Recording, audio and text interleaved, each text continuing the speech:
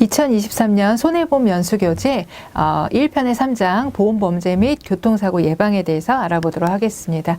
자, 우선 보험범죄의 개요입니다. 보험범죄 개념이 나와 있는데요. 여러분, 보험범죄와 보험사기는 이렇게 구별이 확 될까요, 안 될까요? 실제 시험 문제에서 보험사기와 보험범죄가 엄격하게 구별된다라는 표현이 틀린 답으로 나온 적이 있습니다. 그래서 실무적으로도 굳이 뭐 이거를 나눠서 이렇게 표현을 하진 않습니다만, 따지자면 보험범죄 안에 보험사기가 들어가는 개념이다라고 볼 수가 있습니다. 그래서 현재는 이제 보험사기를 보험사기 방지 특별법이라는 것으로 이제 처벌을 하고 있는데요. 과거에는 이제 따로 조항이 없어서 사기죄의 처벌 규정을 가져와서 사용을 했었습니다. 그렇지만 현재는 이제 보험사기 방지 특별법이 시행되고 있다라는 부분으로 여러분들이 이해해 주시면 되겠고요.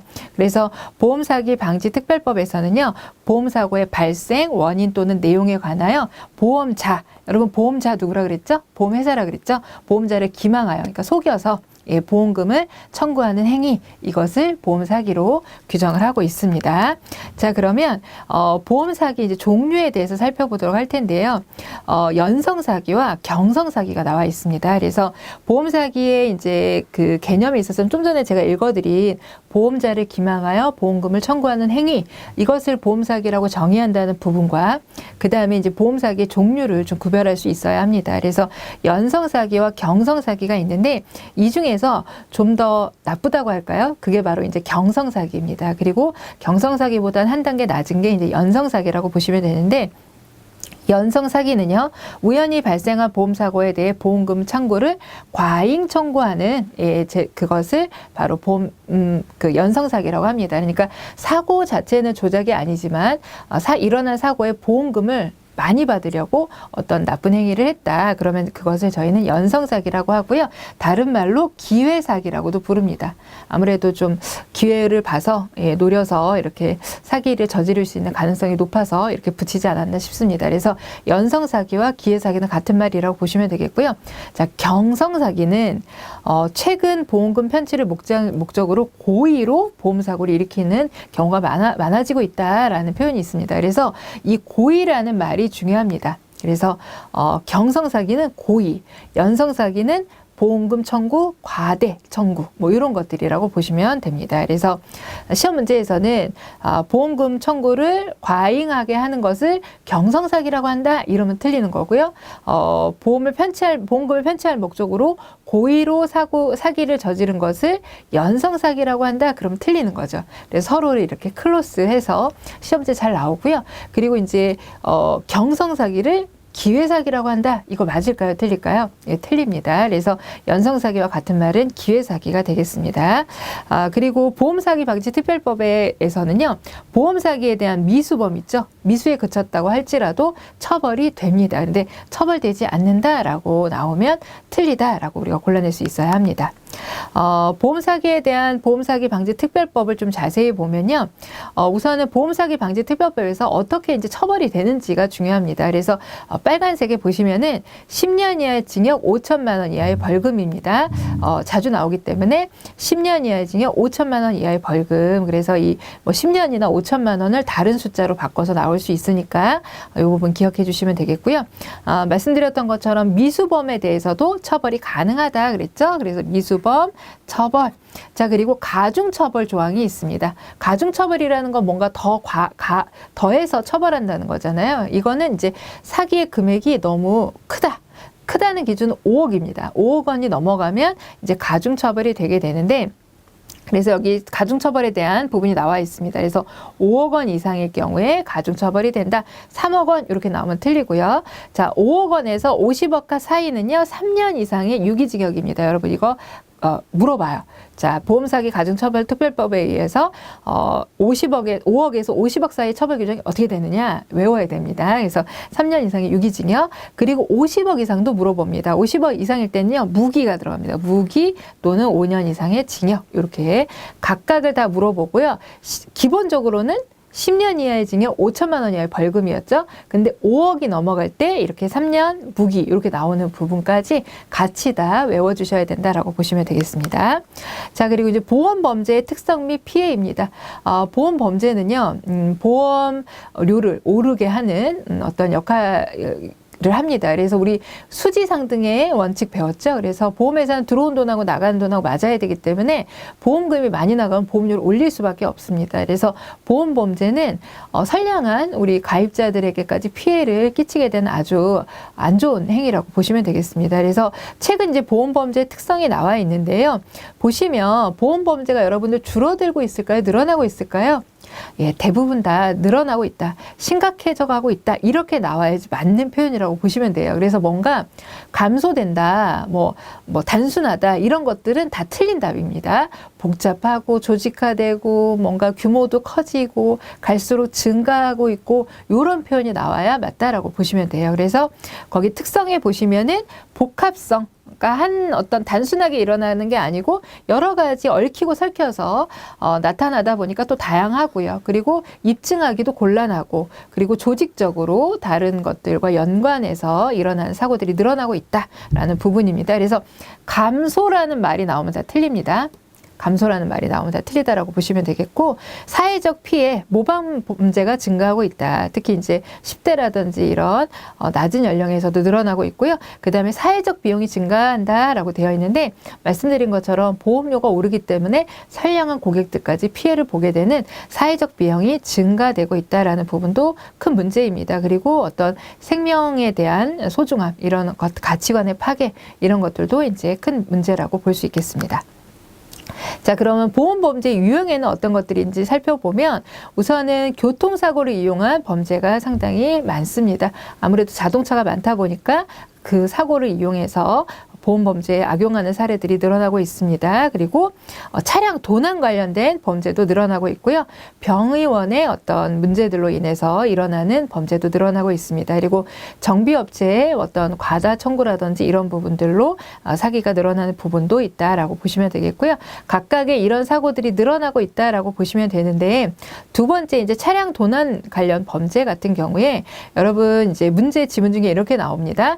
차적 조회 시스템 등이 잘 되어 있어서 적발 및 회수는 쉬운 편이다라는 표현이 나오면 이 지문은 틀리다라고 여러분들 골라내시면 돼요. 그래서 보험 사기와 관련된 부분, 범죄와 관련된 부분 다 증가되고 있다입니다. 그래서 쉽다 그러겠잖아요. 뭔가 잡는 게 쉽다, 이런 건 다 틀린 표현이라고 보시면 돼요. 그래서 이렇게 도난 차량에 대한 범죄들도 외국으로 보내버린다든지 이런 범죄가 계속 늘어나고 있기 때문에 쉬운 편이다라는 표현은 틀렸다라고 보시면 되겠고요. 자, 그래서 이런 이제 어떤 교통사고를 이용한다든지 정비업체, 병원 관련한 이런 사고들이 늘어나고 있다 보니까 그런 사고들을 예방하기 위한 다양한 이제 제도들이 마련이 된 겁니다. 그 중에 하나가 이제 보험사기 방지 특별법이고요.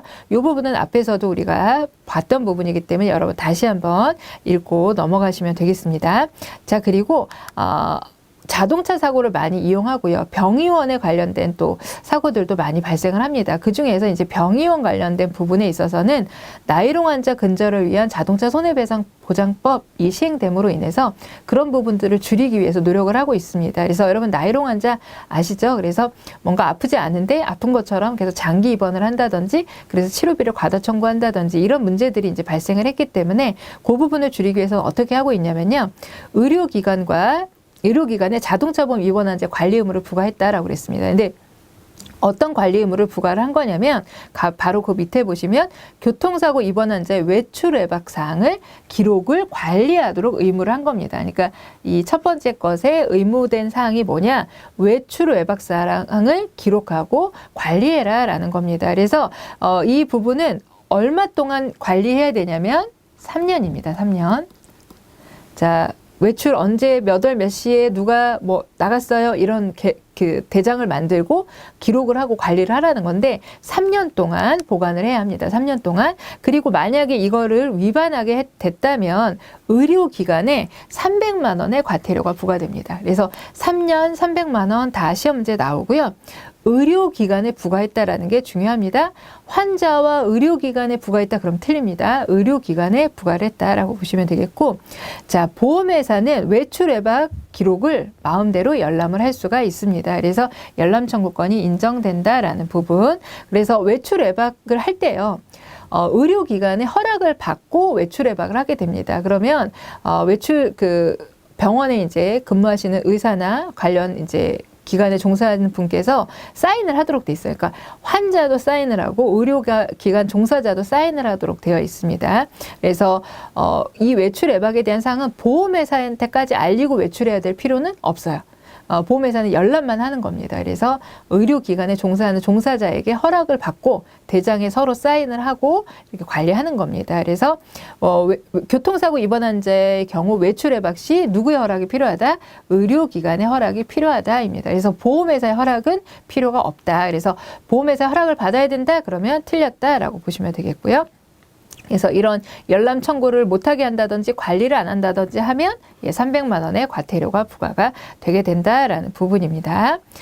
자, 이번에는 정비업체의 보험 사기 방지를 위한 자동차 관리법입니다. 그래서 자동차 관리법에서 과거에 이제 일부 어떤 정비업체에서 고객이 원하지도 않았는데 좀 봐줘라라고 했을 때 임의로 수리를 해버린다든지 과다하게 청구한다든지 이런 것들이 문제가 돼서 보험금이 많이 지급됐던 범죄 사례가 있습니다. 그래서 현재는 정비 동의 없이는 정비업체 임의 수리가 금지되어 있고요. 정비 전과 후에 내역서를 교부하도록 되어 있습니다. 그래서 정비 전에는 얼마 나올 것 같다. 정비 후에는 실제 얼마 나왔다. 이것을요. 교부를 의무화입니다. 그러니까 내역서 교부가 의무예요. 그러면 고객이 주지 마세요 라고 해도 줘야 합니다. 그래서 요걸 만약에 위반하게 되면 100만 원 이하의 과태료입니다. 그래서 실제 시험 문제 나오는 걸 보면 정비업체는 정비하기 전에 정비 의뢰자가 요구하지 않으면 사전교육서를 교부하지 않아도 된다. 이 말은 맞다 틀리다? 틀리다라고 우리가 골라내면 되겠습니다. 자, 이번에는 이제 전방위적인 어떤 교통사고 예방을 위한 활동들인데요. 우선은 손해보험 업계도 이 예방 활동에 참여를 하고 있습니다. 아무래도 보험사는 보험 사고를 많이 보게 되죠. 보상을 해주다 보니까. 그래서 문제가 있는 부분들을 개정하는 부분에도 적극적으로 관여를 하고 있다라고 보시면 되고요. 그리고 우리 운전자분들께서도 교통사고를 예방하기 위해서 노력을 해야 되겠죠. 그래서 맨 마지막에 보시면 운전자 자신과 승객 그리고 보행자 다른 도로의 사용자들의 안전을 고려해서 운전해야 되는 거 당연한 부분일 겁니다. 최근에 이제 시험 문제 나오는 거 보면 소주 한 잔 정도는 마시고 운전해도 괜찮다. 이런 지문이 나와요. 그럼 여러분 맞나요? 틀리나요? 예, 당연히 틀립니다. 그래서 그런 부분 주의해서 봐주시면 되겠고요. 자, 그리고 이제 그 다음에 나오는 게 이제 음주운전 관련된 처벌 기준입니다. 그래서 음주운전 치사상죄라는 부분이 나와 있어요. 그래서 음주운전에 관련된 부분들도 앞에서 이제 보시는 것처럼 운전자의 책임 중에서 어떤 약물이나 음주 무면하지 말라고 돼 있잖아요. 그런데 그런 부분들이 이제 줄어들지 않고 있습니다. 그래서 음주운전 치사상죄라 그래서 음주운전을 하고 사람을 사망하게 했거나 상해에 이르게 했다라고 할 때는 특정 범죄 가중처벌법에 또 가중처벌이 되도록 되어 있습니다. 그래서 만약에 음주운전을 사람을 사망하게 했다면 이제 무기 그리고 3년 이상의 징역이고요. 그다음에 상해를 입혔다라고 했을 때는 1년 이상 15년 이하의 징역, 1천만 원 이상 3천만 원 이하의 벌금에 처해지게 된다. 각각을 다 물어봅니다. 그래서 여러분들이 꼭 외워두시기 바랍니다. 자, 그리고 음주운전에 관련된 처벌 내용입니다. 그래서 기본적으로 음주운전을 하게 됐다라고 하면 어떻게 처벌이 되느냐? 좀 전 거는 이제 다치게 했거나 이제 상해에 이르게 했을 때인데요. 여기 나와 있는 것들은 이제 음주운전이 단속이 되었을 때입니다. 그래서 음주운전은 기본적으로 혈중 알코올 농도를 측정을 하죠. 그래서 0.03 미만인 경우에는 훈방입니다. 그래서 0.03부터는 처벌이 되는데 0.08까지는요. 1년 이하 500만 원 이하의 벌금에 처해지고요. 그 다음에 0.08에서 0.2일 경우에는 이제 1년 이상 2년 이하의 징역 500만 원에서 1천만 원 이하의 벌금입니다. 근데 0.2가 넘어간다. 이 부분이 이제 벌금 부분이 시험 문제에 잘 나오는데요. 2년 이상 5년 이하의 징역 1천만 원 이상 최대가 2천만 원까지 벌금이 올라가게 됩니다. 그래서 2천만 원 이하의 벌금에 처해지게 된다는 거 기억해 주시고요. 그 다음에 만약에 2회 이상 위반을 하게 됐다. 그러면은 이제 농도랑 상관없이 2천만 원 최대 벌금이 나올 수 있게 되겠습니다. 그리고 측정을 거부하게 되면 2천만 원 이하의 벌금입니다. 그래서 각각의 뭐 1년 이상 5년 이하 뭐 1천만 원, 뭐 2천만 원 이런 기준들 있죠. 그런 것들에 대해서 여러분들이 다 기억을 해 주셔야 됩니다. 자, 그다음에 이제 음주운전 관련 면허 행정 처벌입니다. 그래서 혈중 알코올 농도가 0.03에서 0.08 미만이다라고 했을 때는요. 단순 음주 측정에 걸렸다라고 하면 아까 나왔던 벌금이나 처벌과 상관없이 벌점 100점입니다. 벌점 100점이면 여러분 면허 정지에 해당이 됩니다. 그래서 음주운전 하시면 어떤 0.08 미만일 경우에만 정지고요. 나머지 그 이상을 드셨다라고 그러면 다 취소다라고 보시면 돼요. 그래서 0.03, 0.08 사이면 면허 정지가 되겠고요. 0.08이 넘어가고 그리고 음주 측정을 불응하시게 되면 음주를 하신 걸로 봅니다. 그래서 면허 취소가 되고요. 1년간 취득이 불가합니다. 그래서 그 안에 운전하시게 되면 무면허가 되겠죠. 자, 그다음에 2회 이상 걸렸다. 술을 드시고 음주 단속에 2회 이상 걸렸다라고 하면 당연히 취소가 되는데 취득이 2년간 취득이 불가능하게 된다라는 부분입니다. 그리고 음주로 2회 이상이고 교통사고까지 야기했다. 그러면 3년이 되겠고요. 그 다음에 사상하게 한 후 신고를 하지 않고 도주했다. 그럼 5년간 취득이 불가능하다라는 겁니다. 그래서 이 중에서 이제 요 2회 이상일 때 2년 이상 취득이 불가능하다는 부분, 그 다음에 면허 정지 수준이 해당하는 게 0.03에서 0.08, 그 다음에 음주 측정 불응하면 당연히 면허 취소. 이 부분 좀 기억해 주시면 됩니다. 자, 그리고 이제 속도 제한 및 안전거리 확보는요, 여러분들 읽어보시면 됩니다. 그래서 이 부분은 시험 문제 많이 나오지 않기 때문에 기본적인 우리 교통법규 관련된 부분은 그냥 알아두시면 좋으니까 읽어보시면 되겠고요. 자, 이 부분은 여러분들이 하나 기억을 해 주시면 좋겠습니다. 우리가 이제 벌점이라고 하죠. 어떤 그러니까 교통법규를 위반하게 되면 벌점이 이제 누적되는 경우가 있죠. 범칙금과 벌점 이렇게 나눠지게 되는데 그 중에서 벌점이요 40점이 초과됐다. 누적되어서 40점이 초과되면 어떻게 된다? 면허 정지가 됩니다. 그래서 뭐 면허 취소되는 벌점의 기준도 나와 있지만 면허 취소는 잘 안 나오고요. 면허 정지되는 기준이 몇 점이 초과일 때냐? 40점이라는 거. 그 부분은 시험 문제에 가끔 나오기 때문에 요 면허 정지 40점 부분만 여러분들이 기억해 주시면 돼요. 자, 이번에는 교통사고를 예방하기 위한 법령 교통사고 처리 특례법에 대해서 좀 살펴보도록 하겠습니다. 교통사고 처리 특례법은요. 교통사고로 인해서 뭐 사고를 냈다라고 하게 되면 업무상 과실 또는 중대한 과실로 교통사고 일으킨 경우 운전자에 관한 형사처벌의 특례를 규정하고 있는 법이 바로 이제 교통사고 처리 특례법입니다. 그래서 이 법에서는 5년 이하의 금고 또는 2천만 원 이하의 벌금에 처해질 수 있다. 교통사고를 야기한 경우 이렇게 이제 규정을 하고 있습니다. 그런데 모든 교통사고에 대해서 만약에 다 뭐 형사처벌한다. 그러니까 구속이 되거나 뭐 이렇게 되면은 사실은 뭐 일반 그 직장에 다니는 분들이 경미한 교통사고로도 구속이 되고 하면 그죠 일상생활에 많은 불편이 있겠죠. 그래서 이 교통사고 처리 특례법에서는 가해자와 피해자가 합의를 한다면 처벌하지 않도록 규정을 하고 있습니다. 그래서 저희가 반의사 불벌죄라고 이야기를 하고요. 그리고 자동차 종합보험에 가입되어 있다면 피해자의 어떤 손해를 모두 보상할 수 있기 때문에 종합보험에 가입되어 있는 경우에는 이 합의를 한 걸로 봐준다라는 보험가입 특례가 적용이 되고 있습니다. 그래서 교통사고 처리 특례법에 이제 이런 그 반의사 불벌과 보험가입 특례가 적용이 된다라는 부분 기억을 해주시면 되겠습니다. 그래서 그 내용을 지금 여기에 피해자의 명시에 한 의사에 반하여라는 의미가 이 얘기가 좀 어렵죠. 근데 이거는 뭐냐면 피해자가 처벌하지 말아주세요. 그러니까 이 얘기는 뭐예요? 합의했습니다. 그럴 경우에는 그에 반하여 처벌하지 않는다라는 의미이고요. 그리고 마지막 부분에는 이제 보험 가입 특례에 대한 부분이 나와 있는데 내용을 조금 더 이제 자세히 보면 이 부분은 또 우리 자동차 보험에서 한 번 더 배울 겁니다. 그래서 요런 게 있구나라고 여러분들이 보시면 되겠고요. 시험 문제 잘 나오는 건 요겁니다. 이 이제 반의사 불벌과 보험 가입 특례가 교통사고 처리 특례법에서 적용이 되는데 이 경우에는 이제 다 구속되고 이러면 일상생활이 어려운 이런 것들을 방지하게 만들어 놓았지만 이것이 적용되지 않는 특례 예외라는 건 이 특례가 적용되지 않는 경우가 있다라는 겁니다. 그래서 보시면 자, 업무상 과실상 중과실치사상죄를 범하고도 피해자를 구하는 등 도로교통법에 따른 조치를 하지 아니하고 도주하거나, 그러니까 뺑소니 사고를 얘기하는 거죠. 그리고 피해자를 사망 장소로 옮기지 않고 도주한 경우, 어쨌든 이제 뺑소니 사고라고 여러분들 보시면 되겠습니다. 그래서 이런 경우는 특례에서 제외되고요. 같은 범죄를 범하고도 도로교통법에 위반하여 음주 측정의 요구에 따르지 않은 경우, 이런 경우도 처벌이 된다라는 겁니다. 그리고 중과실에 해당하는 경우도 처벌이 된다. 그리고 우리가 이제 어떤 부분이 있냐면 중상해라는 부분이 있습니다. 중상해. 이건 뒤에서 또 나올 거예요. 네, 중상해 사고 같은 경우 특례에 적용이 안 됩니다. 그래서 도주사고, 여기에 이제 사망사고, 그 다음에 여기 나왔던 도주사고, 그 다음에 이제 여기 중과실. 중과실은 보통 저희가 12대 중과실이라고 이야기를 하죠. 그래서 12대 중과실에 해당되는 게 여기 쭉 나와 있는데요. 그래서 신호위반이라든지 중앙선 침범이라든지 앞지르기 위반이라든지 뭐 이런 것들이 다 이제 12대 중과실에 해당이 돼요. 음주운전, 무면허 이런 거 다 해당이 됩니다. 그 중에서 여러분들이 주의 깊게 봐주셔야 될 건 제한속도 20km 초과예요.